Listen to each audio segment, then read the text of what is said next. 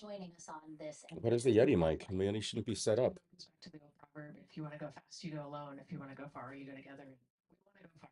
We want to get onto Mars This is eventually. correct. So we're going to get to the moon first, and you can't do that alone. So thank you again, singer Ann Wilson, for that beautiful rendition. Again, reminding us of what it is we are trying to accomplish for all, by all. Test, test. Inside the White Room with the closeout crew. Again, backup astronaut Andre Douglas, number 2 there, just outside in the White Room, which is right outside Orion there, with the crew seated comfortably inside. As you can see, they've dimmed the lights a little bit. The crew has the opportunity to set the ambiance, if you will. uh, they were given the opportunity to adjust the lighting as they see fit, again, just so that Test, test, test. it's kind of like when we are on a plane and you Should have the work. opportunity to. Sure, yeah, you don't want the bright lights in your eyes. Also, you want to be able to see the screens well, or see the tablet, Jeremy's knee well. So Test, test, test. Okay. It is working. Don't know why it's displaying that way, but we are watching. Jeremy's knee.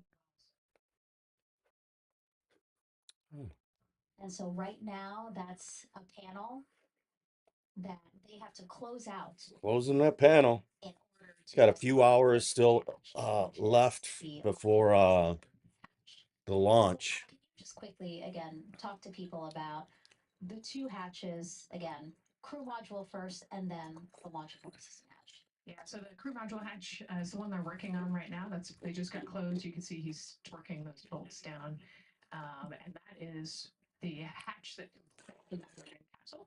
And then you have the launch abort system, which actually is kind of almost a shell that goes around the capsule and holds onto the capsule during launch. And it has its own separate engines that can pull the capsule away from the rocket safely in the case of an off-nominal data point. So it's actually looking at roll rates and attitude. Look how thick that wall is, that door. To make sure the launch. And that thing is so important. That door is probably the most important, most complex part of the capsule, right?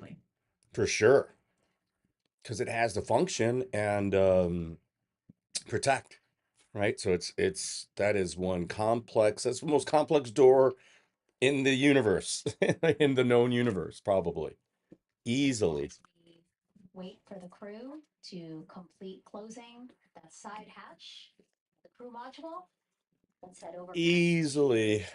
Banana Creek, where we have Leah Martin standing by with About a moon watch. this mission's zero gravity indicator, named Rise. It was second grader Lucas Yee from California. Hey, Leah. Hey, Megan. Yes, of the many special guests we have with us today, I think one of our most exciting guests is Lucas, who's joining us, like you said, all the way from California. He and his family actually worked at this as a group project to design the zero gravity indicator. Lucas, can you tell us a little bit about your design? Yeah. So you named him Rise. Can you tell me why you picked that name? It was very remote, representing the Artemis 2 launch and Earthrise. And yeah, that's pretty much it. So, were you really excited to find out that you won the competition and that your zero gravity indicator would be going to space? Yeah. So, how does It's it pretty feel? cool indicator. What a pleasure for a kid. What a great thing. How does it feel to know that a design you created is actually currently on that rocket, just a couple hours away from going to space? Really, really, really, surprised and very happy. And very happy. Now, Mom, you were telling me on the way over here that it was kind of hitting you what was happening. Tell me a little bit about that. It's definitely very surreal to be here in person. It's definitely very surreal to be here in person. That that it's for all and by all. That we couldn't have said it better. We're just very grateful to be here. Super super excited. And we're here too now, Oliver. This is your first launch. Yeah, that's right. You see that on And how does it field on our today. background here, right? Watching the first group of astronauts in your lifetime. Let me get our banner in here. So if you had one word of encouragement or something to say to the crew who's sitting on that rocket, Add another one.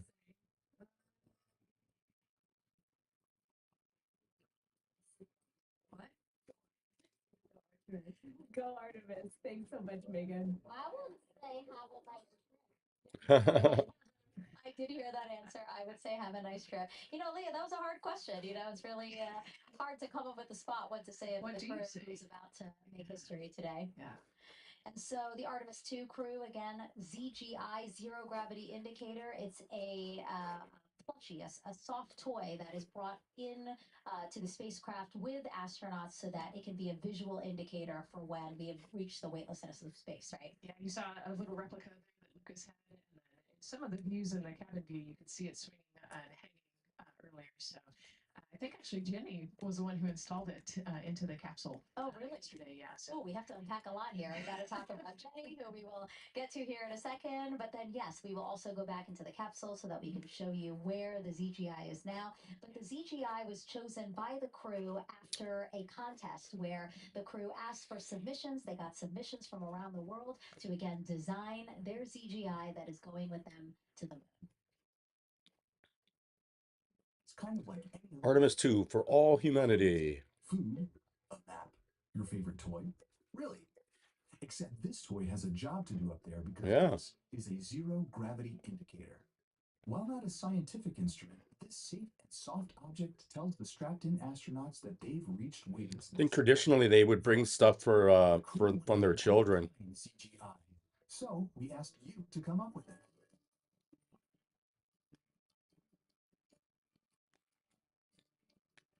Oh, what a cool contest. For sending in your entries from around the world. Over 2,600 of you submitted. And we loved seeing all of your contributions. It was a really difficult decision because each design had a unique quality that stood out to our crew. And we were able to narrow it down to a top 5 from Finland, Canada, Peru, and 2 from the United States, Kansas, and California. In the end, we went with one called Rise. It was a design inspired by the Earthrise photo taken on Apollo 8, which is very special to our crew.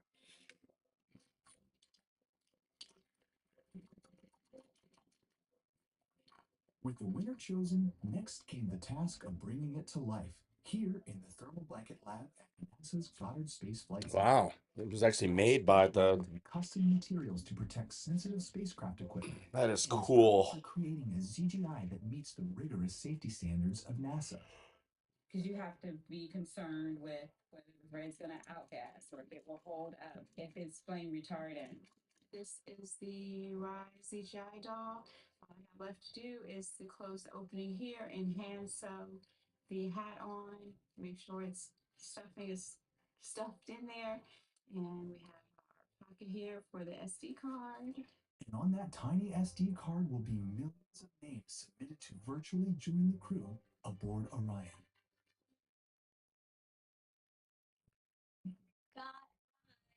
Not the real one, obviously, but this is a real one.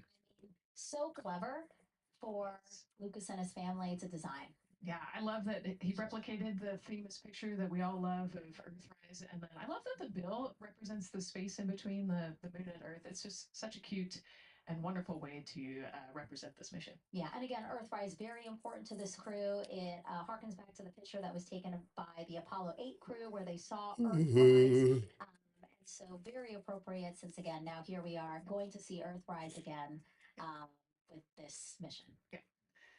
So yeah, so this is little Rise here. And then you've heard in that video that there is an SD card that is zipped inside with the real ZGI with the crew. So get this, more than 5 million people submitted their names as part of NASA's Send Your Name to Space campaign. And actually, Christina said that her niece and nephew's names are inside that SD card.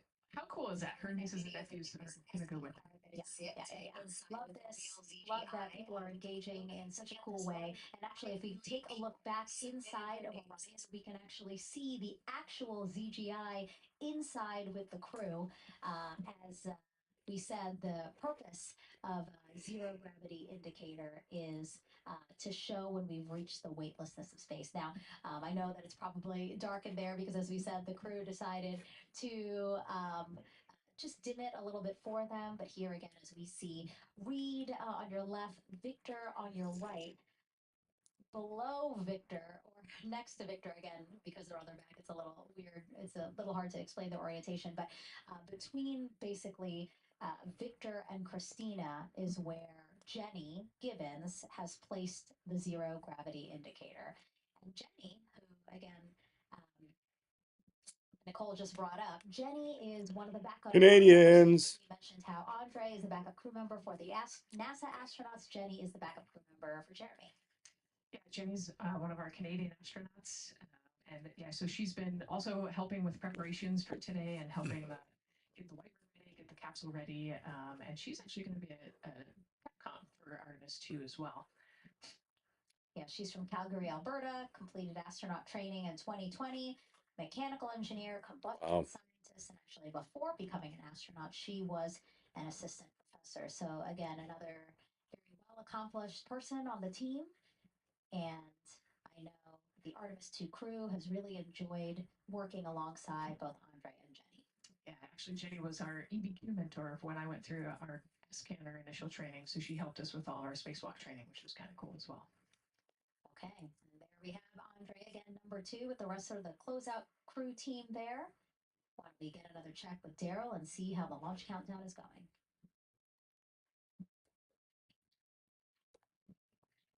Still going quite smoothly here from firing room 1 here at the Kennedy Space Center. Launch team working no major constraints to launch, which is great news. We did get an update on a weather balloon that the launch weather officer and his team released. This is an important weather balloon released right around the 3-hour mark. And what it told us is that winds are around 10 to 11 knots in the upper parts of the atmosphere. That's important information for the launch abort system. Should the astronauts need the LAS, this would, of course, pull the Orion spacecraft off the top of the rocket in case there were an emergency, and then take them offshore to a water landing in the Atlantic Ocean. And so the winds are pushing onshore.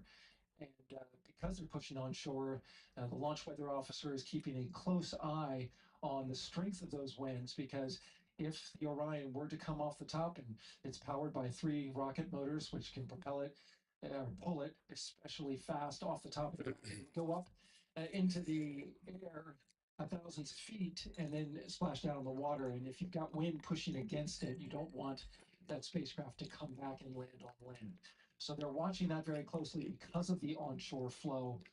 That onshore flow is also what's given us a little weather action down to the south of us along what's called the beach line 528. Got a whole lot of people out there getting ready to watch the Artemis 2 historic launch. Well, they just got a good soaking. Line of storms, line of rain showers, I should say, passed through that area and soaked the place. Certainly, The betting mastermind was in here.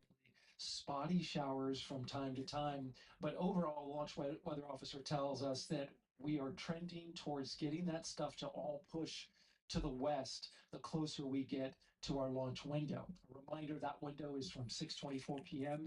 to 8:24 p.m. Eastern time. Specific T0 at this moment. Man, they have to stay on that plane, on that rocket for hours in their uniforms running these tests.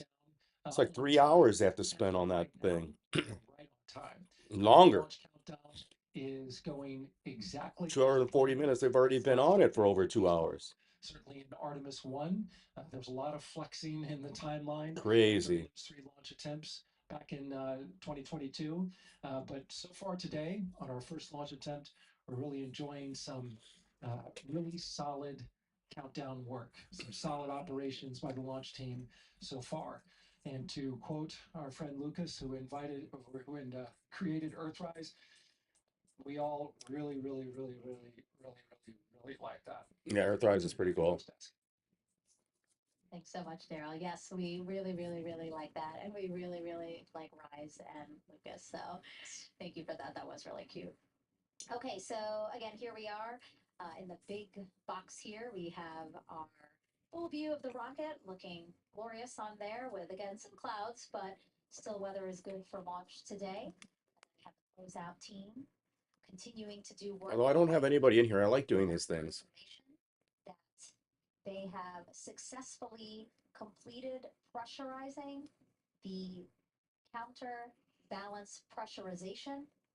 Basically, as Daryl explained it before, the side hatch for the crew module is very heavy.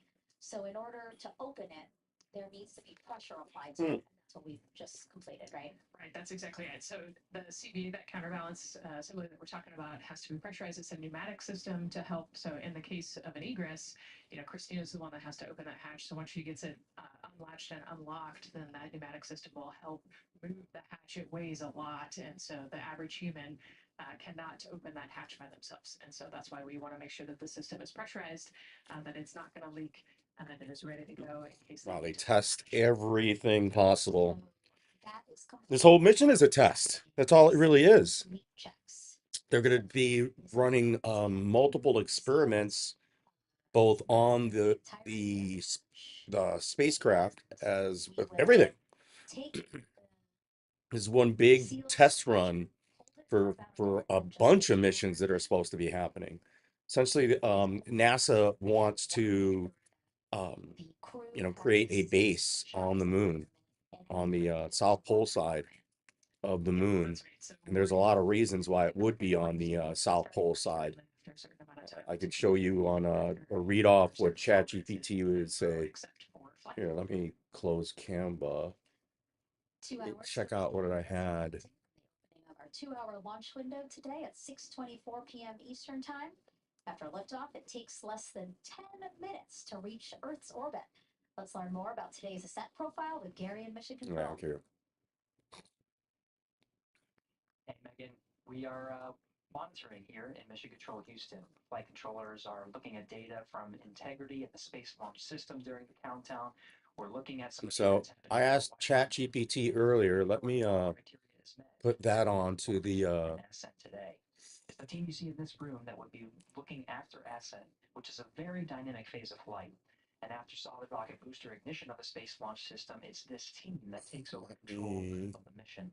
There are voices you'll hear upon ascent, calls being relayed between Stan Love, Capcom you see here in this shot in Mission Control Houston. That's the voice from this room, and the Artemis 2 crew on a communications channel aptly named Orion to Earth.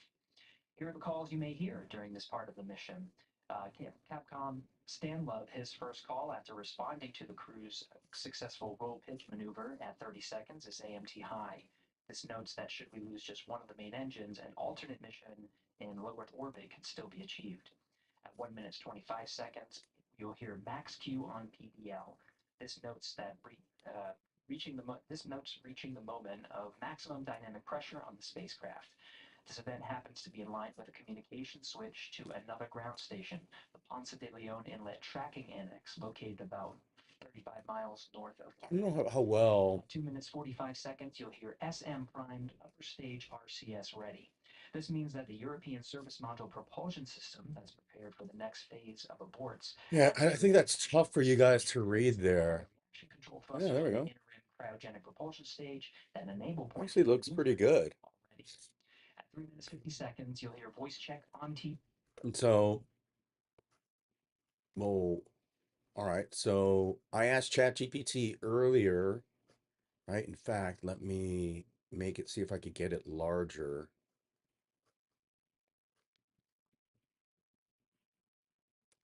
I have some issues going on with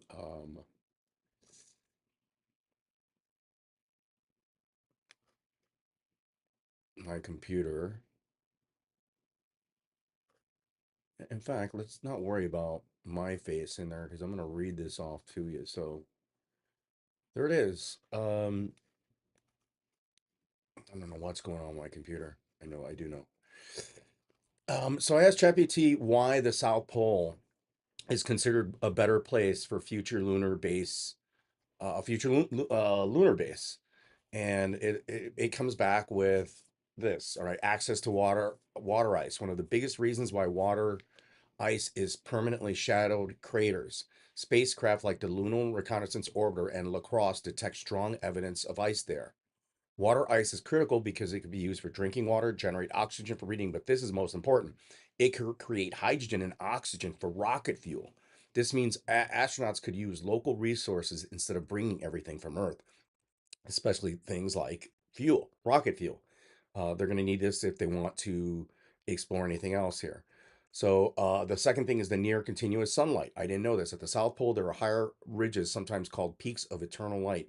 Because of the moon's very small axial tilt, 1.5 degrees, some locations near the pole receive sunlight for most of the years. The benefit, reliable solar power, less extreme temperature swings. I did not realize that the moon had this extreme temperature swing.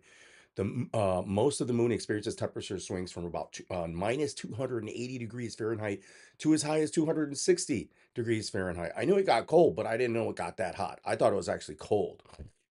So near the South Pole, temperatures are more stable, making it habitat engineering easier. Also, the scientific value, ancient ice deposits. Yeah, then it's going to be the launch hub. In short, South Pole combined water resources, reliable sunlight, and scientific value, which makes it the most practical place for a sustained base on the moon. And so I did actually ask for like where a picture of these. Yeah, they want that sunlight and they want that water. And so right here, you could see the images, right? Does that come up properly? Of the areas where they're trying to get at. Let's see if that came up properly.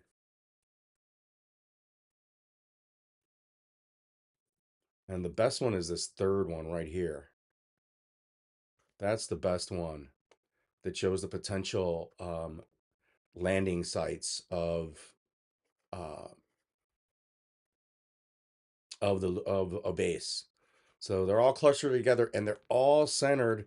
I don't know if like you see the main one. I think they're gonna go for this see at that dark patch area. I don't know if you see this or it's just tough to get specific, but in this area, um, really at the southmost point, I bet they're gonna go for that spot. Or right in this area here. They want access to that crater though, to that ridge line, and to the potential of whoa. So that's what they want access to. So yeah, that is um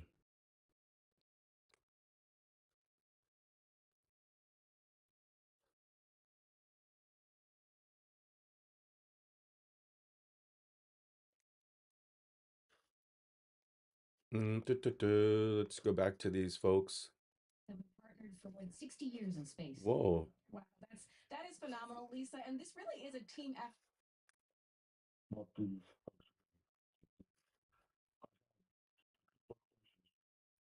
Satellites could move out of the way. I don't know that I've ever heard about that for a launch situation. But on orbit, sometimes there are. No, okay, so I was in the wrong area. Space station. There's 37 minutes till launch. That is modeled. There are radars that are tracking most of the bigger debris. We know where all the satellites. Yeah, they need to know where all those satellites, all that debris is. Oh. People never even think that you have to worry about space garbage. And I said you could kind of squint. Space garbage. The 4 engines on the bottom of that rocket have flown at least, I think one of them spare parts, but 3 of them have flown more than 5 times. Wow. Space shuttle. So if you go to the Aremis, That is crazy. They use these rockets on the space shuttle program. Because all the engines from the shuttle missions have been taken out and they're being used for space missions. So those are real shuttle engines on the bottom of that rocket. The other thing, you see those big white 250th anniversary solid rocket motors on either side. Most of the segments of those rockets, they're in 5 segments. On the shuttle, they had 4 segments. So there's another segment added to get more power. Those segments as well, most of them have flown 4 or 5, almost 10 times on the space shuttle. And then they're going to be thrown, everything will be thrown away now with Artemis. It won't be so A smaller rocket, but it produces more thrust. a smaller, in this case, those 2 big solid rocket boosters on either side, they will provide 75% of the thrust needed to get this thing off the ground and to about the 2 minute mark. So they're mostly doing all the work. Those four shuttle main engines that are sitting down there are only providing 25% of the push. And just think about it, after 8 minutes, all of the orange tank, all of the white boosters, they're empty. They have no more fuel. The boosters fell away at a couple minutes after launch. The tank is empty by 8 minutes. They get rid of that first stage, right? So all of that is needed, just get out of the Earth's gravity well. Yep. The rest of that rocket can take you to the moon and come back. It's just all of what you need out of the Earth's gravity. That's the challenge. I suppose a lot different than the Apollo rockets that were used at the time, yeah. Yeah, so with the Saturn V, you had the rocket, which was the three primary stages, but a very Yeah, they still have to manage their fuel and monitor their fuel. Fuel is going to be their extremely most important math being done, more so than even the oxygen, right? Because the fuel adds the weight. It's so crucial how specific they have to have these burns.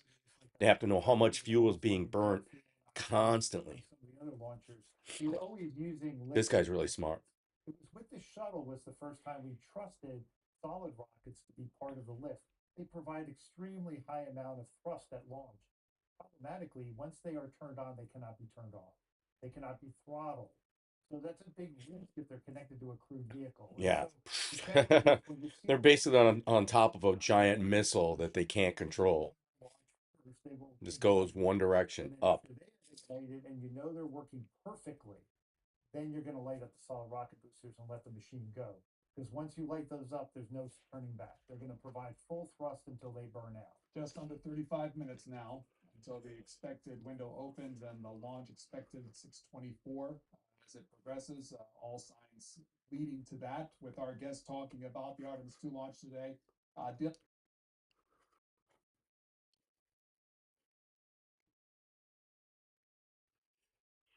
Imagine being able to build an app with your name on it just by thinking Meet Base 44, a complete. CNN's fucking video I want.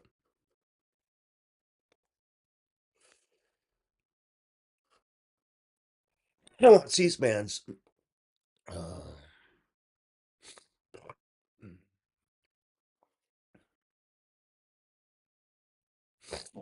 With giving their explanation in layman's terms. So thank you for that. My first question may have just been answered. I'm just old enough to remember the Saturn program, and I wanted to know what the basic difference in the Saturn rocket and this rocket was, but I think you may have just briefed that over. Question that I have, and you guys have touched on this a little bit, and I'd just like to do a deep dive on a abort program. Wow. Good question.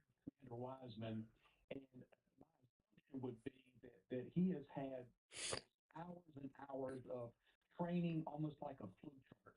If this goes wrong, I do this. If this goes wrong, I do this. If this goes wrong, I do this. Or how much of it is going to be depending on one man. 27-year Navy veteran. Real-time data coming that he may or may not be An astronaut for fucking almost 20 years. A badass. That abort or no abort with Commander Wiseman. Caller, thank you for calling. Thanks for the question. I can start, and I think we can maybe talk about the Apollo version of this as well. So I think today there's so much automation involved, and there's so many computers looking at data and flagging anything that's out of specifications. The commander and the ground team are talking constantly, and if anything is moving towards, they'll set different limits. So they'll say, hey, if the oxygen temperature ever reaches this temperature, it's not dangerous, but we should start to pay attention. It's above where we want it. So they'll have constant communication about anything that looks like it's moving outside parameters. And in a lot of cases, it's a computer flagging it for them to say you should be paying attention. Maybe there's a pump not working. They can kind of go through and say, what might be the cause of the oxygen temperature going up or something else like that? Could it be a valve, a seal? They'll start to troubleshoot. And so there are going to be a number of people talking on voice loops that we don't hear that are going to be talking about anomalies that they see. And it could be very minor things and it could be major things. And so that's the goal of the commander, to keep aware of. The ground crew is going to continually make them aware that, hey, we're working something right now. We've heard a couple things today already about the termination system, the abort system. They're just going to give them awareness. If there's anything the crew can be doing to kind of look into something, Maybe they could, but in a lot of cases, the ground crew has access to so much more data, so much more compute power. They're going to be making the commander aware, and then the commander's thinking through what contingencies might we as a crew have to execute. Worst case scenario, we have to get out of the capsule on the pad. Worst case scenario, we have to board into the Atlantic. Even during ascent, they'll be giving them information about the pressurization of each coming stage, and then should we abort to the Pacific, and so they'll be constantly giving them information. The commander in the end is going to work with his crew to execute any anomaly procedure they have to. But the real goal is for the ground team to be working all the details. They have hundreds of people down there looking at every specific little component and flagging it for the commander. And very similar during the Apollo program as well.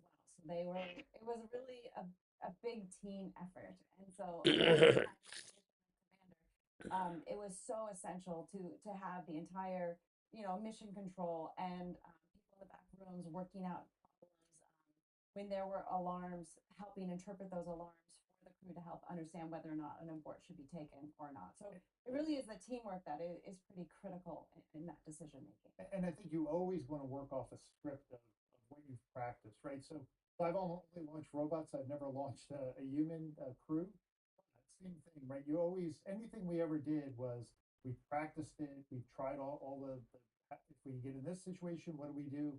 Follow this other procedure. Here's how you get out of it. So you don't really want anybody real time trying to make a very quick decision because they haven't had the ability to think it through. When you're doing your simulations, when you're doing your practice sessions, you have plenty of time to say, wait, let's stop. Let's see, that didn't work out well. Let's rewrite that procedure.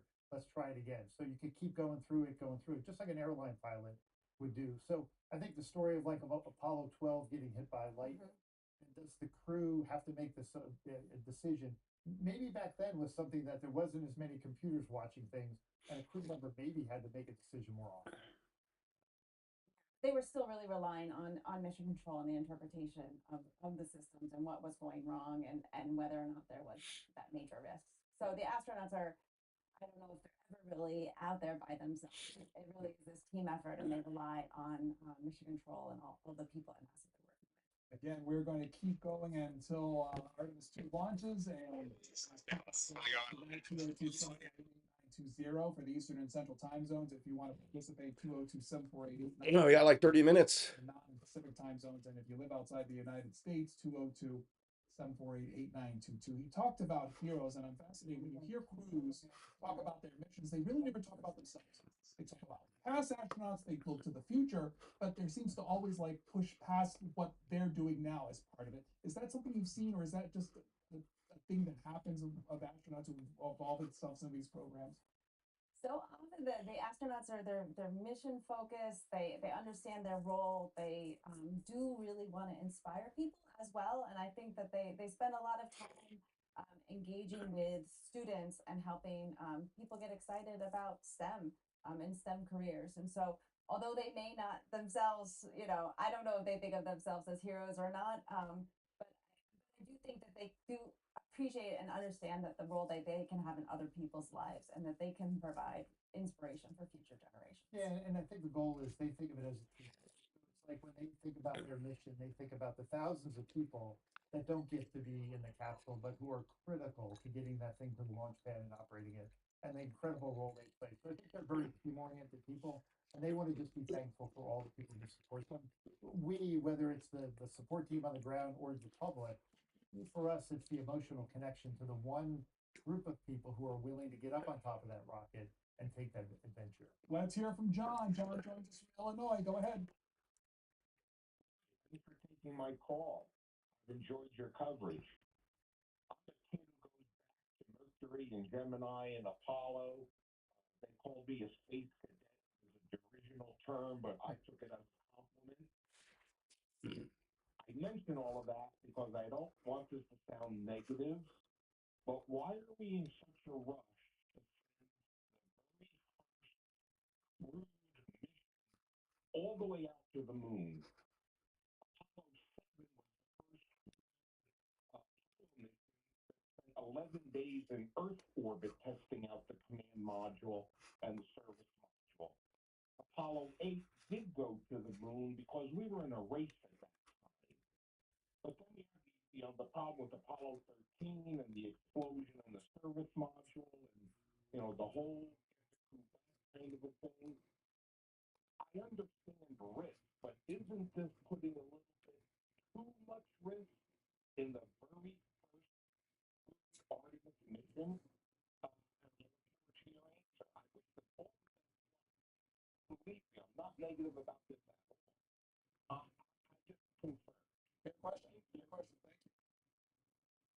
Thank you. I can't speak to the decision making because I don't know that part, but an important part of this mission trajectory is what happens before the astronauts make their way to the and they're going to be orbiting the Earth much longer than the Apollo astronauts orbited the Earth on those lunar exploration missions. So they'll be orbiting the Earth for about 24 hours in different orbits. And so they're going to be testing out the spacecraft in Earth orbit before they have the translunar injection and make their way to the moon. Once they're on the way to the moon, it is much, much more difficult to abort. But they're testing out the spacecraft before they get to that point. So it is a bit of a different mission trajectory than you would have with all those Apollo missions that went to the moon. And part of that is safety, and part of that is their recognition that this is a new spacecraft being flown by humans. First thing I would say, as much as I love young people being inspired by all of this, I love the C-SPAN call. They're my generation, right? It's like we're having a reunion of the Apollo people who were like 8, 9, 10 years old. So that's fantastic. So I love that we're inspired still at our ages, right? So so I think what Diesel said is right on, right? He said, someday you're going to have to make this leap. I think Artemis 1, as an uncrewed vehicle, went all the way to the moon. They learned a lot from it. It's through a similar profile, a little different though. They learned a lot about the heat shield, other things. They made improvements. This was the time that was chosen to do it. The landers, just like Apollo, the landers are not ready. But the capsule's been tested. And I think the administration made a decision that this mission could be successful with the testing that's been done. So I think that's why you're seeing this mission at this time. Terry is in New York, Tuxedo Park, New York. Hello, Terry. Thanks for calling. You're on with our guest. Moment in history. I remember Apollo 8, and the first time that we're told to go to the moon. And the phrase was, you are go for TLI. That was translunar insertion. I wonder if we could be able to look forward to the same language or something like it. Terry, sure, thanks. We're really good at acronyms, right? So to learn for sure. But one difference is, and I think people talked about this a little bit before, is that on Apollo 8, you were actually going into orbit around, right? So you were not doing what these astronauts are doing. This goes back to the previous caller about risk. This mission was specifically set up to go further away from the moon and use the moon's gravity to return without anybody having to touch anything or fire a thruster. And so it is the safest profile they can come up with to make sure the capsule can survive its radiation and other environmental factors and then come back safely to Earth. So I think this was set up to be that specific task. So So much of the language will be the same, and here's one difference, and I would love actually someone to answer why they changed the name. Maybe you know this one, but during the Apollo era, it was the command module, and it was the command and service module, the CSM, and now it's the crew module, and it's still the CSM, but it's crew instead of command, and I don't know why there was a change. I don't know. All right, I still have to Call something else in constellation. So I think we keep changing names. keeping the C, but If you've been with us, you're hearing from our guest, Jeff Velosin of Capital Technology University, formerly of NASA in several capacities, TWO Harmony with the Smithsonian National Air and Space Museum, their Apollo curator. It is just after 6 o'clock. The clock is counting down literally when it comes to the launch of Artemis 2. You're watching launch coverage of that, and we will continue on and follow along as we go throughout the afternoon. 22 minutes or so as we watch this launch and keep on afterward. We invite you to call in with your questions when it comes to today's launch, and the numbers will be on your screen. Ms. Miro Harmony, at this point, give some perspective of astronaut minds related to Apollo, related to now, what's going on in the capsule. Well, my sense is probably the capsule, they're just focused on the mission. So astronauts tend to be very good at keeping focused on the mission.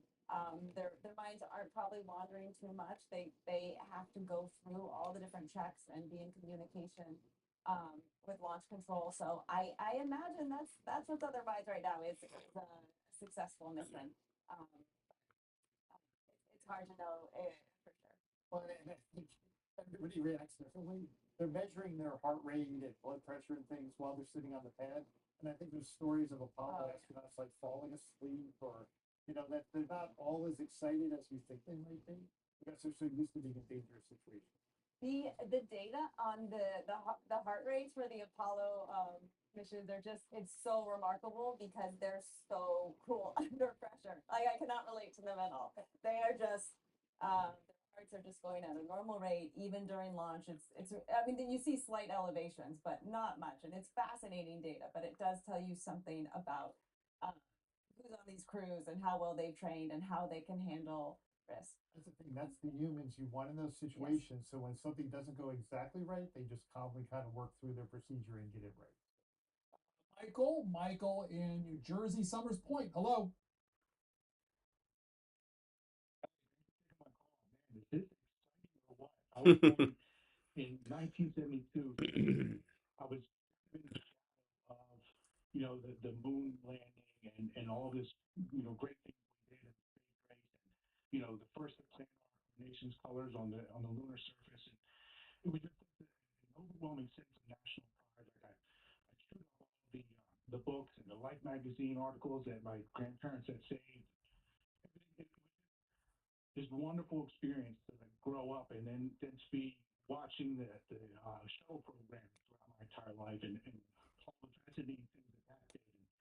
And, my oldest son was born in '97 when we landed Sojourner on the surface of Mars.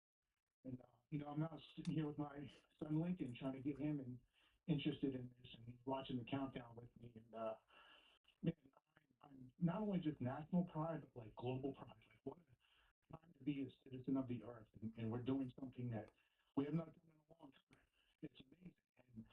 And, my question for your esteemed guest is, what is the ETA till we have human boats on the lunar surface again? And, God bless the mission, God bless the crew, and mission control, everybody. I'm so excited to see this. This is really fascinating. Michael, New Jersey, thank you. Yeah, that was eloquent. Thank you, Michael. I think I lost track of your question. That was so. I loved your statements about the pride and everything. So what was the I question? think ultimately saying when Wait. we can. When are we going to explore? Yeah, that's what I was on the critics. I was really just by that whole thing. Thank you. So the administrator has harkened back to Apollo and said, hey, the flight rate one mission every 3 or 4 years. You're not keeping all your team ready to go. They're not practicing their craft. They're not building machines. We need to be launching more often. So the goal right now is that next year, after this mission is complete, either one or both of the companies who are building landers will hopefully have at least a prototype lander that can get into Earth orbit, and then we would send another Artemis mission up, and it would go in Earth orbit and just practice docking with the lander. That would be it. It wouldn't travel out to the moon. The goal is in 2028 that if one or both of those landers are available, to at least try one lunar landing with Artemis. That would be what? Artemis 4. 4 and 5 should be the first two that go to the surface. So the goal, though, is that there'll be a lot of robotic missions in between as well. NASA has a program called CLIPS, and it's a commercial lunar payload delivery or something like that. And that is run by the science directorate. They do a great job of doing that. They want to increase the cadence of robots landing on the moon as well. And always keep in mind, we are not going back the way Apollo did. We're going to the South Pole. So the South Pole of the moon is where we think there's water ice, either deposited by comets or kind of gravitated around the planet. But we think on the South Pole of the moon there's buried ice. And it's water ice, and then we could use it for drinking and making oxygen and making fuel for rockets. And so there's a big interest in going to the South Pole. That is way harder to land on the South Pole. You've seen a number of robots already tip over, crash land, as different countries have tried to get down to the South Pole and do research. And so That'll be the challenge of the Artemis program, is that they're not landing where the Apollo missions landed on a flat sea of tranquility. They're landing in a cratered, rocky South Pole area with deep holes. Yeah, if you look at a map of where all the Apollo missions landed, so there were 6 lunar landing missions, but all relatively around the equator, and that is because of the ease of landing in the equatorial region of the moon. Yeah, so if you look up at the moon at night, right, and you see those dark areas on the moon, those are really ancient lava flows that kind of covered up a lot of old craters. So they provided the flattest surface to land on. And so when you're doing something for the first time in human history, that was the best way to go, land in those areas. But the resources at the South Pole are really drawing everyone. All countries are interested in the South Pole. And to the caller's point, an Apollo, it was step by step before you got to. You had to take these steps in order to achieve the ultimate goal. Exactly. And so just last week, the NASA administrator referenced that in this ignition announcement and the suggestion that there should be a sort of a rethinking about how the Artemis program was going to eventually establish a moon base on the lunar surface. So there are some changes going on at NASA just very, very recently. But part of what they want to do is they want to ensure the sustained presence on the lunar surface. And the caller, I so much appreciated what you said about how moving this moment is for humanity, and it's really transformative. And I think Nixon caught it very well when he called the Apollo 11 astronauts on the lunar surface, and he talked about how they had gone further than any humans had gone before, and more people came together on Earth than had ever before. So they really transformed transformed human experience. Part of what the Artemis program intends to do is do that in a different way, which is to have sustained presence on the lunar surface. So to make humans really spacefaring on other celestial bodies for the first time. So really exciting goal, and it's worth looking at that ignition announcement. You'll get a great sense of what that timeline is. So if you're interested in the next lunar landing or that longer 10-year timeline when it talks about lunar bases, they're talking about having drones on the lunar surface, all different types of rovers. So a lot of exciting things to look forward to. Those are the Artemis missions. Their descriptions. We've been showing you the clock just under 14 minutes now, or just about 14 minutes until the window opens. The expected launch will continue on. Well, just to follow up one thing that what Kiesel said is that so the administrator in this ignition announcement in many ways. So for when you heard John F. Kennedy talk about wanting to go to the moon, he also said we're going to develop a nuclear propulsion system. And so that was my dream as a kid too. We saw this Nerva rocket being built and we're like, oh, this is going to be the future of space exploration. Having nuclear fission, propulsion, and power can really open up the outer solar system in ways that we've never done before. So part of that ignition announcement was not just to harken back to Apollo as a sequence of going back to the moon and building up capability, but also to go back to doing a nuclear fission reactor. And so he's got plans for a mission to Mars that will take a bunch of helicopters and dump them on Mars using a nuclear electric powered propulsion system. How much does the future of Artemis missions depend on commercial companies like SpaceX and other companies? How do they fit into the picture? So they're essential to this picture, but I love emphasizing that commercial companies or industry has always been critical to American spaceflight from the very start. So with the Apollo program, over 90% of people who worked on the Apollo program were contractors and subcontractors, so working in industry. And so there's really been this critical role that industry has played all along, and it continues to this day. So you have SpaceX and Blue Origin building these landers. You have contractors working on the SLS. So you see with the American spaceflight program is that NASA and the federal government always is partnering with industry on these missions. Well, and I think a big thing too was in that partnership, the caller asked before about why do we move away from the shuttle.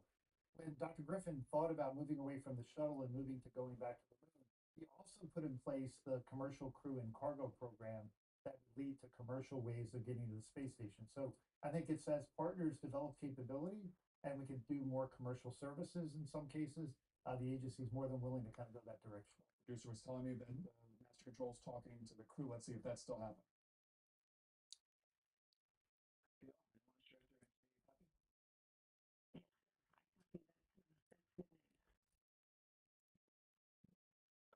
detail if you want to. Aremis primary loop isolation valve configuration complete.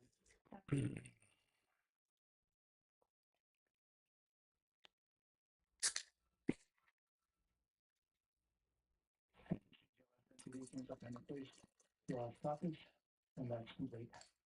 All right, and for all personnel, we got a little bit more work to do before we pick up the clock. We're about from getting to T-minus 10 minutes, but we've canceled the resume time there, and then we'll pick it up after we get through all of our work and anything else that we need to do to get through the remainder of count. So we'll continue working that to get to our T0 today. So when we get to 50 seconds from now, we'll extend that whole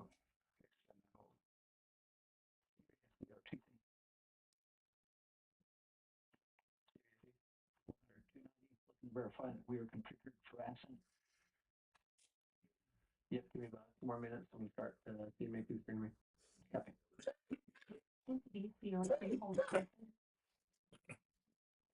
Copy that. Copy that. Uh-oh. Transponder anomaly. This was a transient LCC violation, so a transponder one. It went down to 2 dBm between 10 and 13. We did lose that for just a moment. It does not appear that we lost our distance or our carrier lock. So it would be indicative that we lost our lock of the vehicle. So at this point, recommendation was it'll be go. Pre-planned contingency procedure. So we're back in the normal range.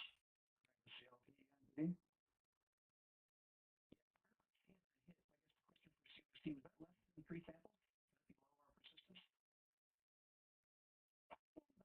It did look like it did persist for several seconds online. That's the latest that's going back and forth. Clock is held at 10 minutes. Sounds like things are going on. Jeff Velosa, any interpretation of what you just heard? Yeah, so the S-band transponder, that's a 2 gigahertz signal that's going between the ground of the vehicle. And so what they just said is that for a moment, and they're trying to define what a moment is, because the word persistence means I got an anomaly and I saw it on my screen. Well, was it for just 1 or 2 seconds and then it went away, 1 or 2 counts, or did it persist for some period of time? Sometimes you get anomalous data, right? So you can't always trust 1 or 2 counts being a trend. Now, the thing about the what they were talking about, the S-band transponder, they had a drop off in signal strength. So what's happening is, you're talking on the cell phone and you turn your head a little bit, and then all of a sudden you can't hear the person on the other side.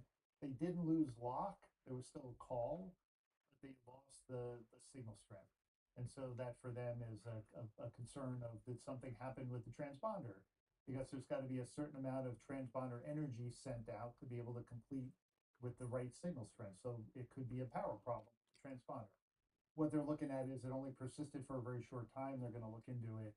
Most likely it just was a little bit of an anomaly, just like when you turn your head with your cell phone, and they just move on. So holding the clock as we're seeing it is just a precaution at this point? Well, and that 10-minute hold, he was just saying, they're probably... Yo, Joey, what's going on? The launch count here, at 10 minutes, they will... I didn't see you were in there. Boo, boo what? Once they let the clock go, Boo what? it wants to go from 10 to 0. What are you booing? So this is their time to say, hey, we got a couple little things we're looking, let's check with everybody again. It's fucking This is cool. the plan, but they are That's gonna what we should be spending our money on instead of fucking bombing Iranians. the luxury of You know, we don't get shit for fucking bombing Iranians. This is, yeah, it's a big price tag right here for sure. And they have a thing about recycle. Probably too, right? So more on this launch than they've already been fueling that vehicle for what, 7-8 hours now. yeah, they've been in there for 7-8 hours. Crazy. At some point, they wouldn't be able to recycle and try again within 24 or 48 hours. Yeah, no way. There's too much heat. This is a one and done at this point. Available. This guy's really smart. And he's has a good voice. It's literally doing a lap around Earth and the moon. No, it's lapping the Earth and then it's gonna lap the moon in a big old infinity symbol almost, which is really fucking cool. I think it's a I don't care if they're showing off. I think it's worth doing what they're doing, and perfecting it is That's like a basic way of space transportation, Joey, is making that whip around a planet, right? Like they're going to do that whip around the planet. So, and they're going to do it around the moon too, which should be interesting. I wonder which would generate more speed. I would argue that the Earth having more gravity should actually bolt you faster, right? Around, towards the moon. And they're going to use that force to get there. Not fuel, not as much fuel. It literally is physics, momentum. They don't even have to use very much fuel at all. If they catch it properly, the gravity will whip them around. And yeah, there's 4 people in there. It's a 4-person capsule.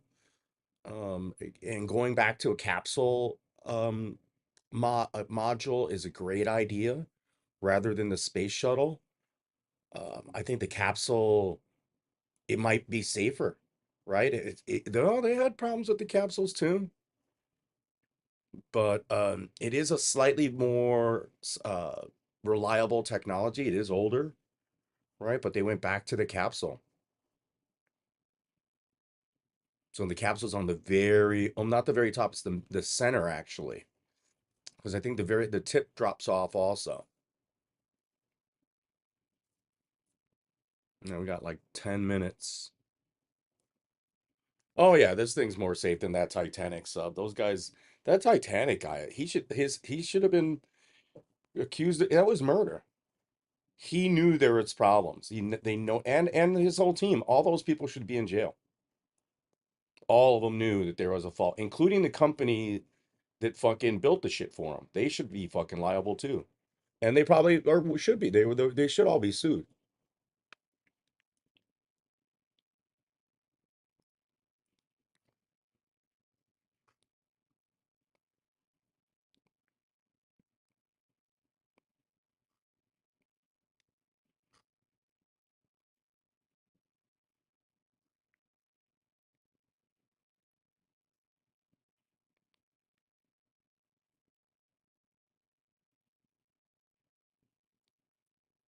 Wasn't one of those subs called the Artemis?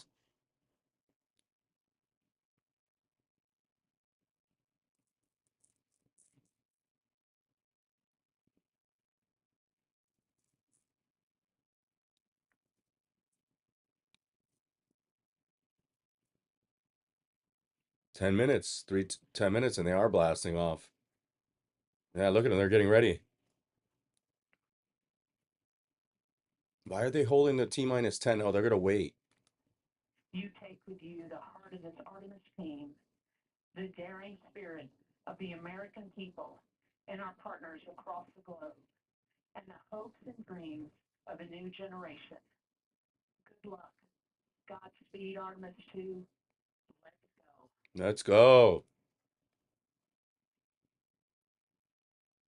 And then to the launch director. Go ahead, launch director. Yes, sir. Do you have a go? Proceed with countdown. You're going to hear go, go, go. Go. Go. For like 20 minutes. Go. Initiate short purge for your ETOC 10.1.1, steps 8 and 9. 10.1.1, 8, 9, going to work. CBSA entity, start and verify recordings of our Orion cameras. Okay, well, there you heard it. RSR entity, RSR. They're getting ready to start. They're ready to go. They're going to do it for T minus 10 minutes, though. No-go poll. Yeah. Oh, yeah, absolutely, Joey. That thing could fucking blow up. Because right now, what they're doing is they're also igniting a different fuel system in this rocket, I believe, which is fucking crazy. And at this point, once they light it, you can't turn it off. So if a problem happens on the deck, that fuel has to just burn off. That is just insane. And then things can happen with the wind. There's a high wind over there. Something could fire incorrectly. Yeah, a lot of shit could happen. But they're pretty solid with these launches. They've done like hundreds of these launches. But they're essentially on like the top of a missile. We'll continue on and follow the clock as it keeps going on. When it comes on, Linus in Oregon, hello, you're next. Be my cable television network. Commentary. He hangs up. Yes, Linus, go ahead. This is Linus from Portland, Oregon. He's drunk. Everyone calling is drunk. Thank you, Linus. Appreciate it. Copy that, Linus. Daniel in Seattle. Hello.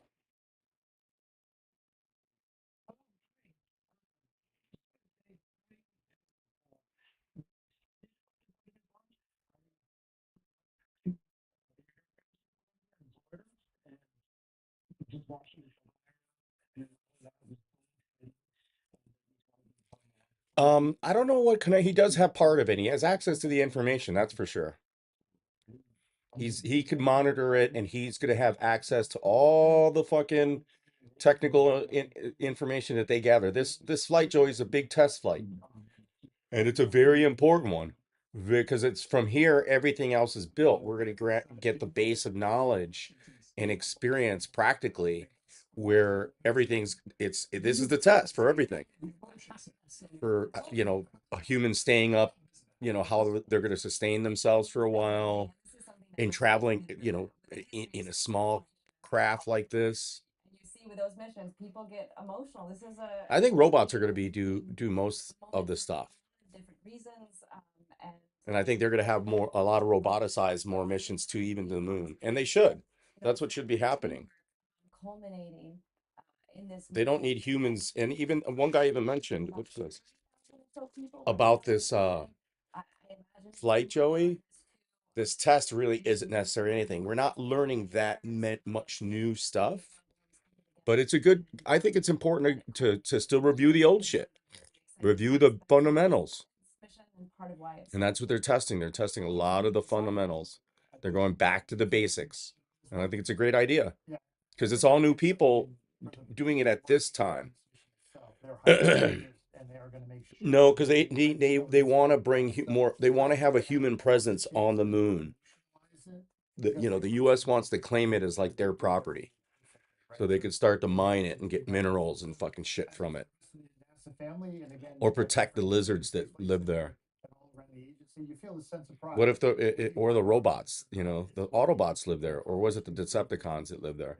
So it's a general sense of pride among all the agency representatives, whether they're contractors, government employees, we're all part of that family. The clock has resumed. The clock is resumed. Now, until the expected launch. Again, we will continue on just for a bit. That's it. That's a T-minus 10 minutes. It's gone. It's on. Until then, let's try to get The guy said it earlier. They ignited different fuel at the 10-minute mark, and that's the point of no return. I'm surprised we don't see any pluming smoke already. Hello, go ahead.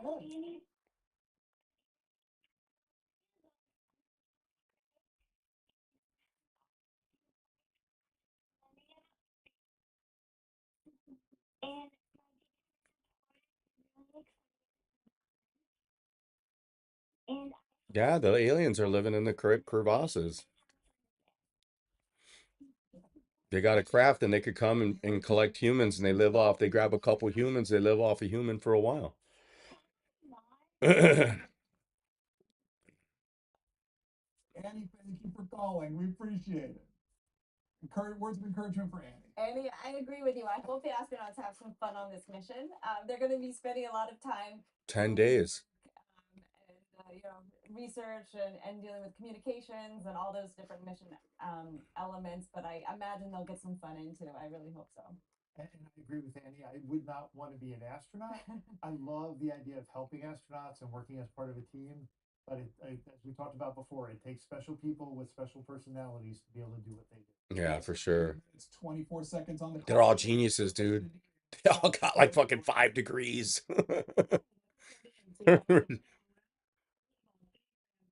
They all have like mechanical engineering degrees, bio degrees, medical degrees. All of them.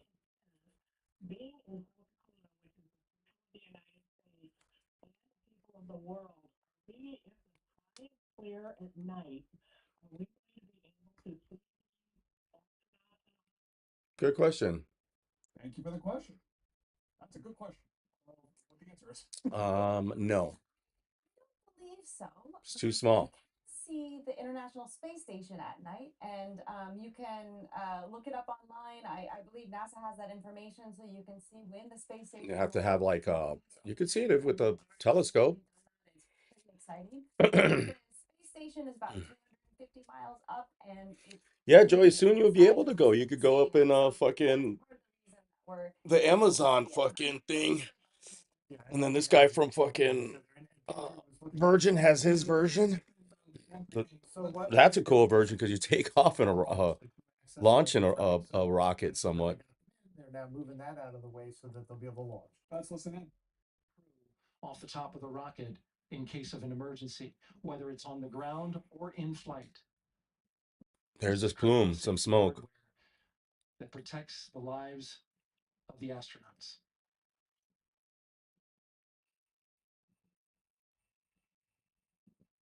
Wow. Man, yep, that thing's they're on top of a missile.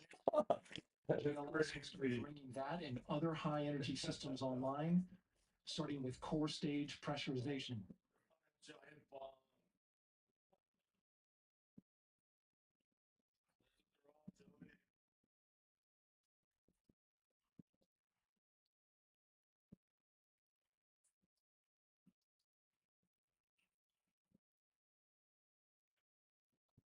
Weather is 90% go, the range is go,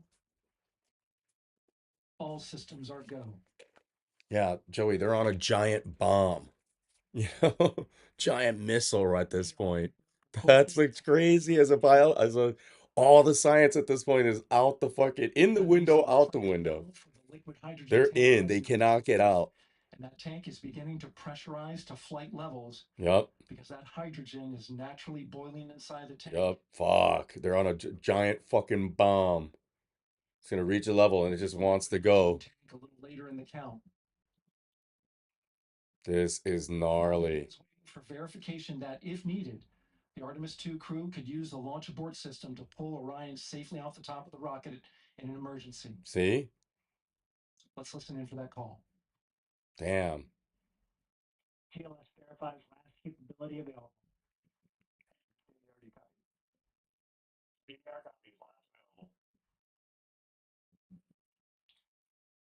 That's great news, and you heard the NTD verify that with the commander of the mission. TLS is go for FTS arm. Now work is being done to arm the flight termination system. This is so the range safety can send a flight termination command if the rocket flies too far off track. There's a brief built-in delay, so the launch abort system has time to pull the astronauts safely for LH2 high flow bleed check. Yeah, there's very little they could do at this point. So the very little. Gets verification that they're in their lives basically right now already. It's set. They're gonna live or die. They're gonna make this, or it's gonna, you know. I think they're gonna make it. They're gonna make it, man. They've done this a lot. They've done this a lot before, but mistakes have happened. Mistakes have happened, but they've done it a lot.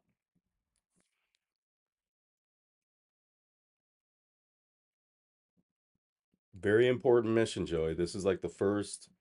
That smoke is hydrogen exhaust, fuel exhaust. Start. Those are auxiliary power units.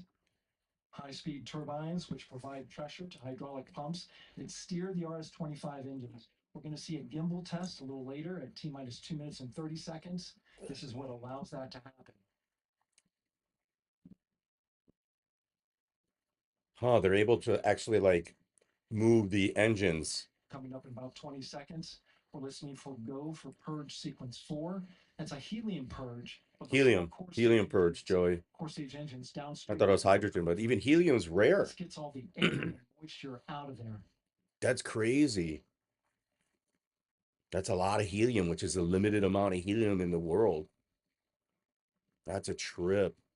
Go for purge sequence 4. Moving through the milestones. All is looking good.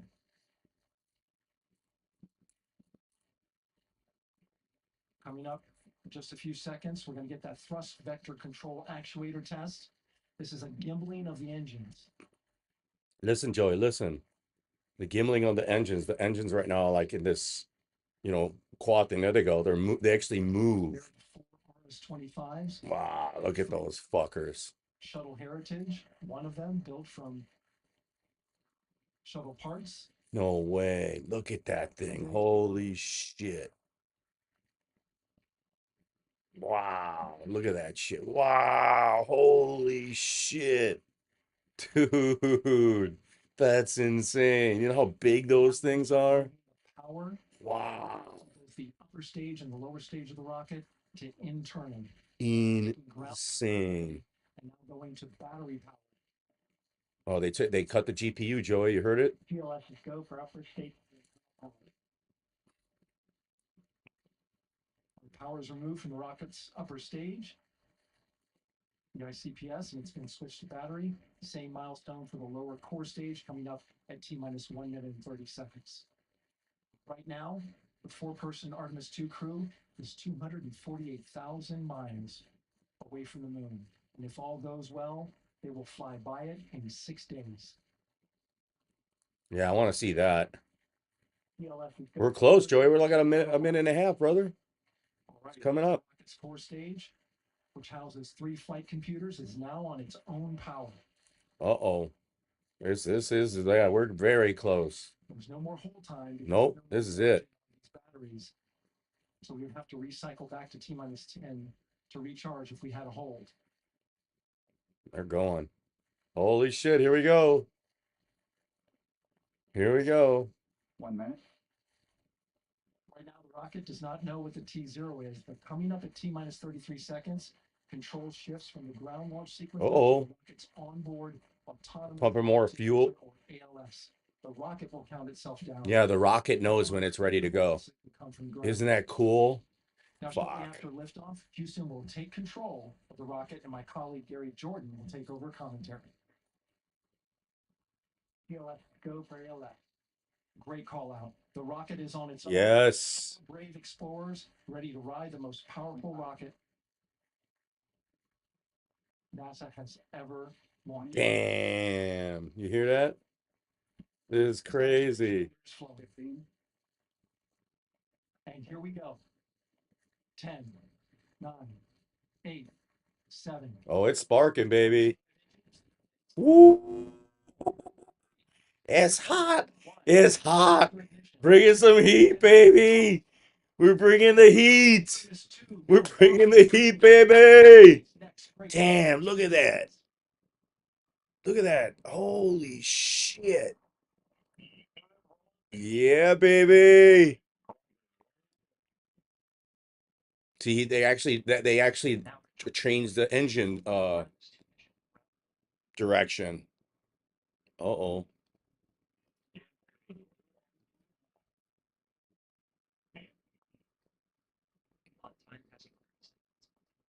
Wow, dude.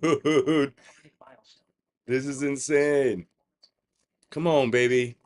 Core stage, integrity, 3 miles in altitude. Come on. 1,200 miles per hour. 1,200 miles per hour, Joey. Wow, you can still hear it. You hear the people too, notice I'm like.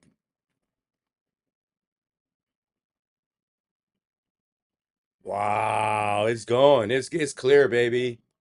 Come on. Mission last time, passing 1 minute, approaching max Q.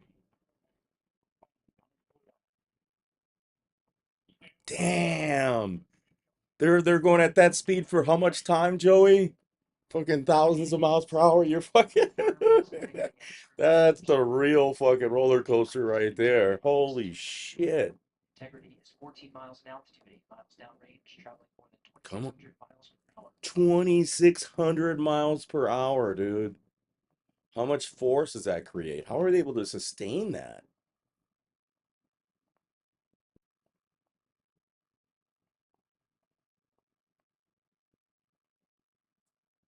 One minute 50 seconds of mission elapsed time. Standing by for main engine throttle down. Yeah. 5%. I'm surprised they don't get crushed. Separation expected at the 2-minute 9-second mark. Oh, if the fucking something happens to the compression system in there.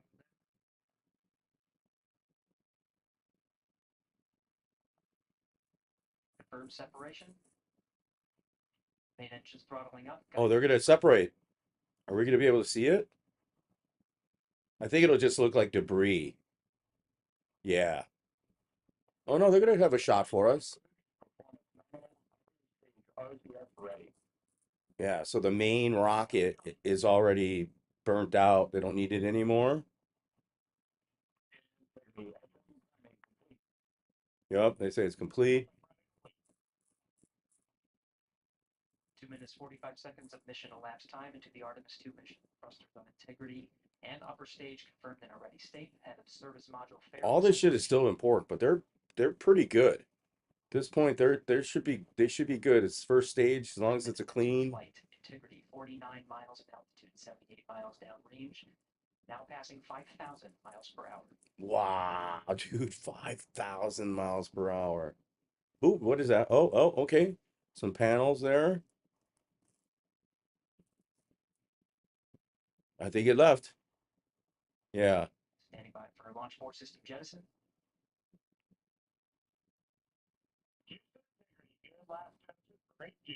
Yeah, it left. It broke off.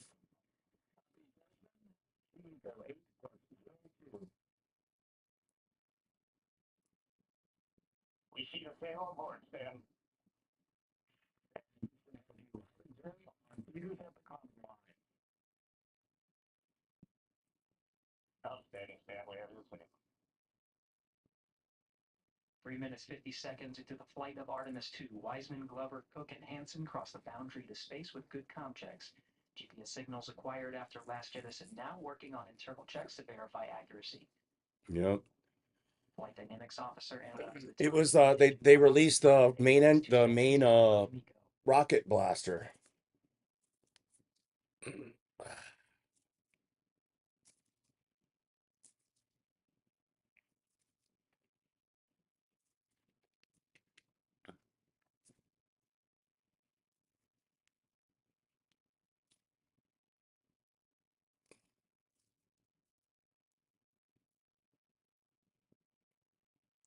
Yeah, I'm surprised they don't have a better like camera and satellite for it.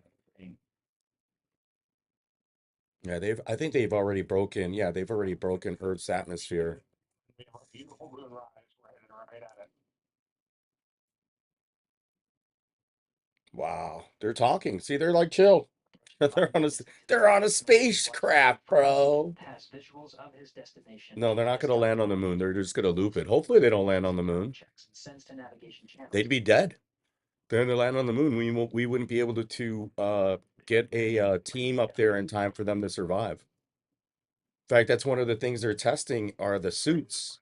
They got new suits, and they should be able to live like a few days just on the suits alone, supposedly. Artemis 2 mission. At this point, 3 good main engines are all that's needed to carry integrity to a nominal main engine cutoff target. Though at this time, we're seeing 4 good engines here in Mission Control Houston. Oh, they're still riding the main engine. Miles per hour. 10,000. They were increasing speed, bro. Wow.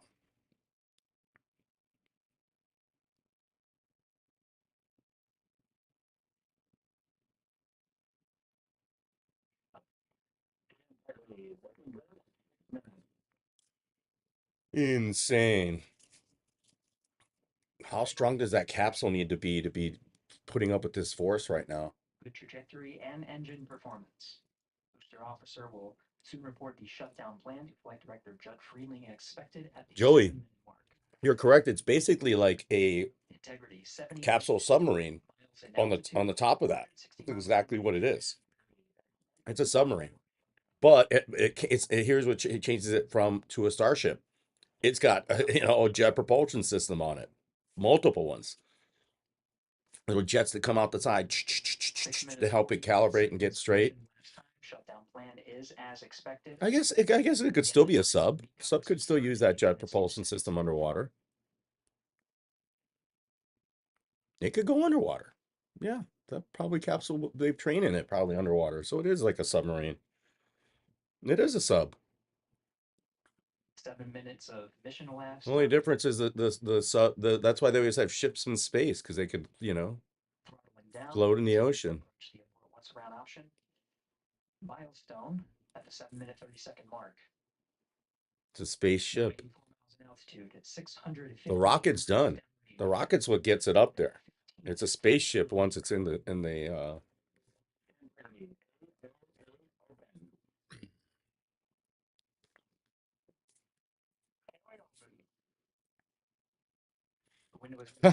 Good question. I don't think it's gonna be a while. Still following nominal ascent at this time. They're still doing their maneuver.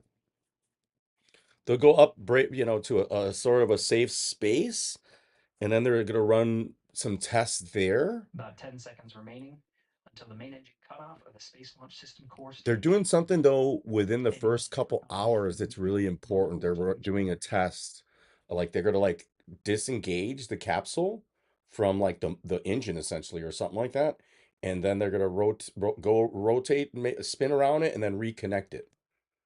Like I think within the first day. Is that a simulation we're watching right there? Oh no.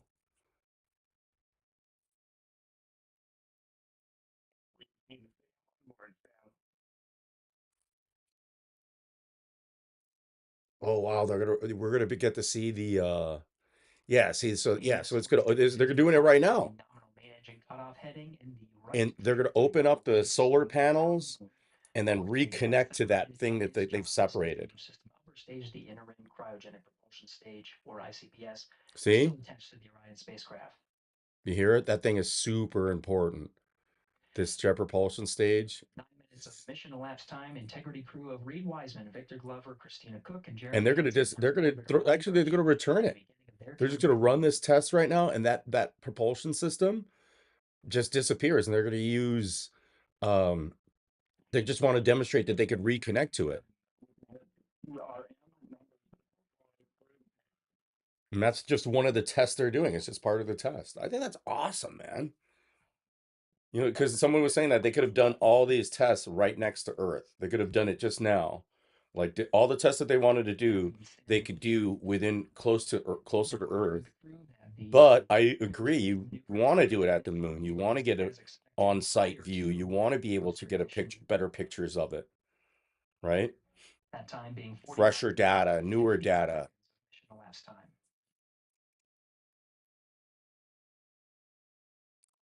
And then they want people to get, test people's resilience in getting there. These pilots, these astronauts.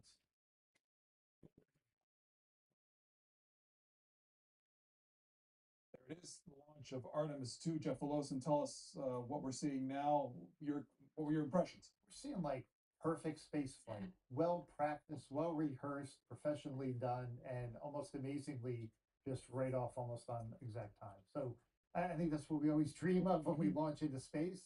But with a gazillion parts that could go wrong at any given moment, it hardly ever happens. And whether that doesn't cooperate, so just amazing. And just it's almost we were talking about it's almost hard to believe we're sitting here watching that really happening. Yeah, this guy's the man. He's so smart. He knows it's the truth, man. It's just amazing. Like they just made it look routine, right? And even this is insane. They're gonna conduct like right before us. I think this is a simulation here that they're showing. But and so at the stage that we're at now, what happens from here on out in the next several minutes? Yeah, so we were talking about as they were launching, you heard of a number of things. They got rid of that launch escape tower. They can't use that anymore. They are safely on their way up into orbit. We heard about that they are communicating through the tracking and data relay satellite system. So instead of talking to the ground as they were at the beginning, you heard about Ponce de Leon up in St. Augustine, and that ground communication link isn't necessary now. They're talking to satellites in geostationary orbit that NASA has to communicate. Soon they'll move to the Deep Space Network when they get further out. But they're doing all the things to get themselves ready for space flight. They're not attached to the ground anymore, communication physically. But the other thing is, as they're getting ready to do all these things, they have to get their solar panels out. Yep. They've been running on batteries all this time. You heard right before launch that they disconnected the power cord from the ground. They started to run on their internal batteries. They're sized so that if they have a problem getting the solar panels out, they can last for a while. Here, I think in the next event coming up, I don't know how long it is, they'll be putting their solar panels out. When it comes then to next steps, they automatically go to work once they achieve some type of stability, and they go right to it. Yeah, and you know, one of the things that everybody that's listening, if you want to become an orbital mechanics expert, No, Joey, we're gonna see they're gonna broadcast a lot of shit. They're within like communications range, like internet communications range. So you'll be able to see them. There'll probably be a live feed on them all. Yeah, and in fact, there will be a live feed. NASA will probably have a live feed on them 24/7. Oop. My computer is having problems.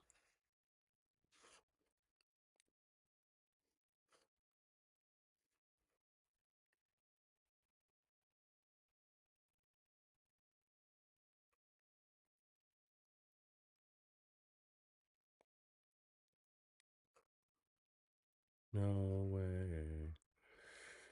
Oh shit. Computer's having issues. It's from last time, Joey. Remember I spilled the drink on here?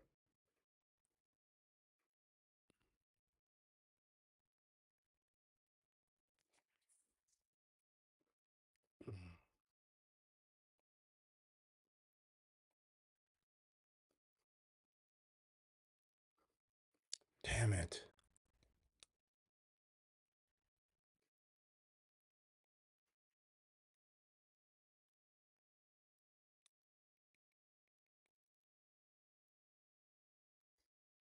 No, the moon is not further than Mars. Wow.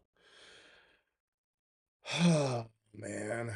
I'm going to have issues because my keyboard's messed up. My computer's messed up. It's doing something here. Oh.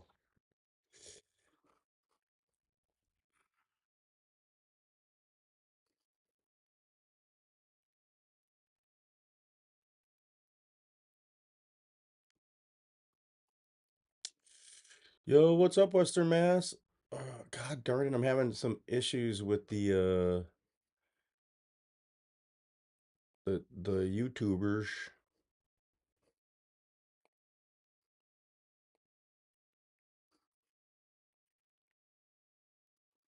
Ah, it's still doing it. Oh gosh. It's got this glitch to the keyboard. Oh my goodness.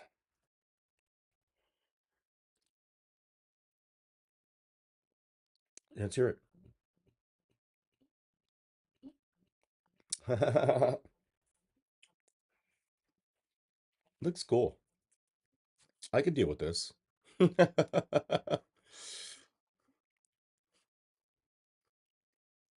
don't know. Whoa.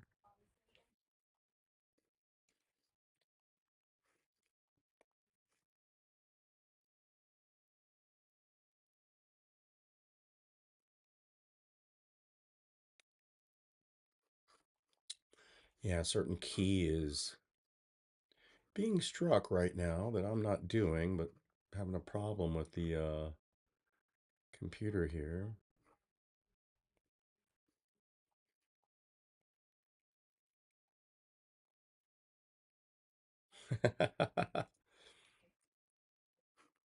It's annoying and funny at the same time.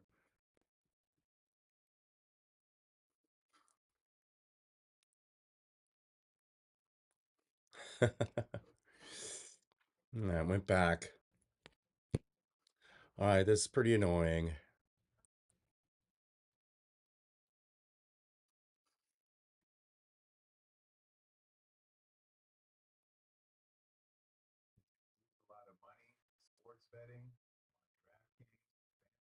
That's you, Joey. No, he's stuck too.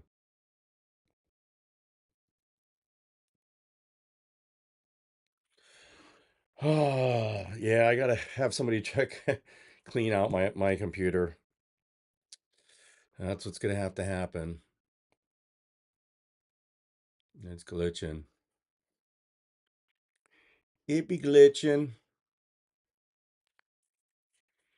Not cool. Very sorry, people. Very sorry.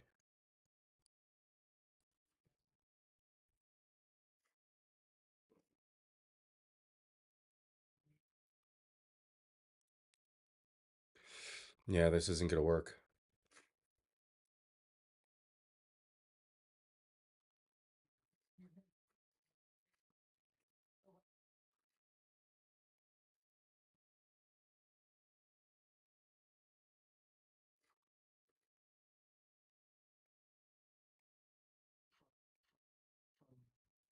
Come on, you piece of shiza.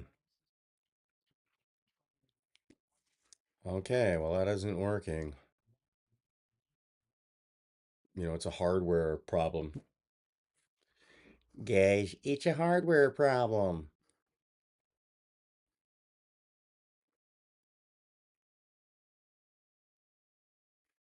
Oh, there's a different look to it. There you go, Joey.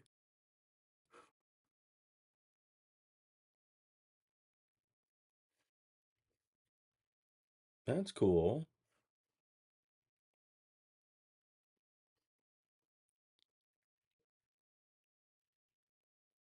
All right, so you see people in this view here from this, Joey likes that. Right, Joey? Joey, do you like a chili dog, Joey? Joey likes chili dogs. Joey, you like chili dogs, right? They're at the 7,000 kilometers per hour, Joey.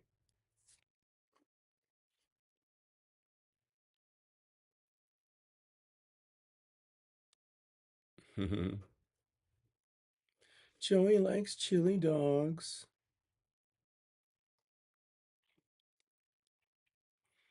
Yeah, I bet that they don't want to show too much of the inside because it's like that's some sensitive equipment. You know what I mean? They don't want anybody even see what is in there, probably. But we're gonna get a chance to see some of it, right? I don't know. They probably have a protocol where certain things are put away, maybe not. I don't know.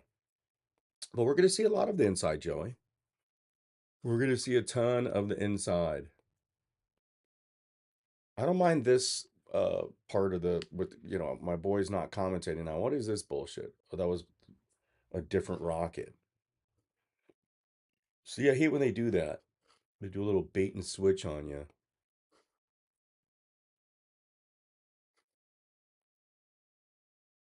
Hey, Ryan Reynolds here for Mint Mobile. Now, I first ditched big wireless and started.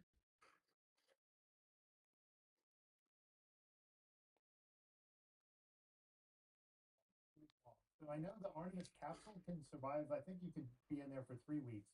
3 weeks in the capsule. They're going to take all 4 crew down on the lander these days. But now you're going to be on the surface. Maybe you're on the surface for a month or 2 months. How does 1/6 gravity, low gravity on the moon affect your bones and muscles and all that? That's what they're testing, Joey. It's a physical test too. It's one of the main thing that they're testing. I think we're going to learn a lot in Artemis about the human body that we did not learn. See, Joey, you hear that? A lot of it is a physical test, so that's why all four of these astronauts are fucking jacked. Oh, go ahead, please. How much?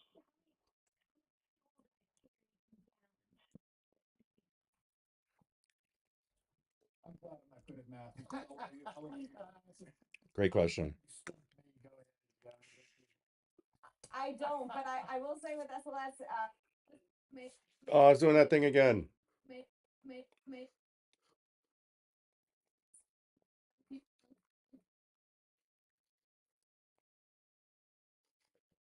Oh, damn it.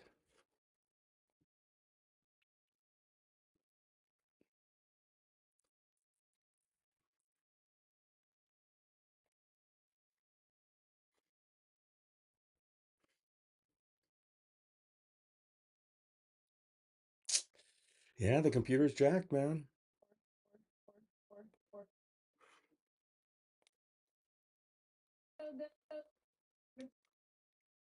Computer's jacked. Accord to this being an international effort, you were actually Oh. and 80% of it was fuel. So it's just absolutely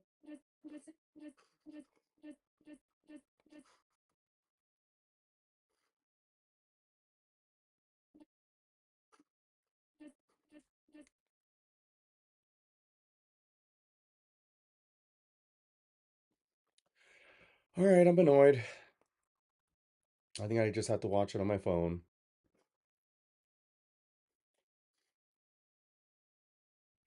Yeah. Joey, I fucked up my computer when I had that spill. Remember, we were talking. That's a problem.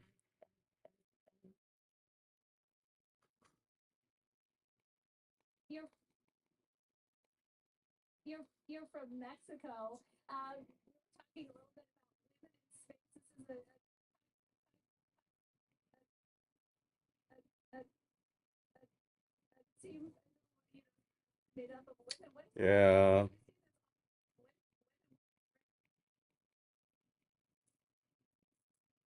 Right now, about to be the first woman to travel around the moon. That's such an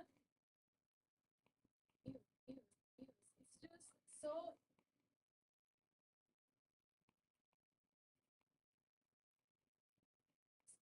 so not so so so All right. so not also the first woman to the moon. It's just the first step in humanity and big space. So not so so so so so so so. That's messed up, man. Now college is over. Here comes your student loan debt.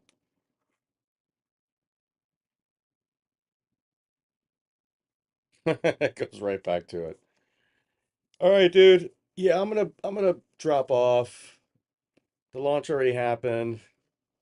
I'll just watch it on my phone. I think I need to let this computer just rest a bit.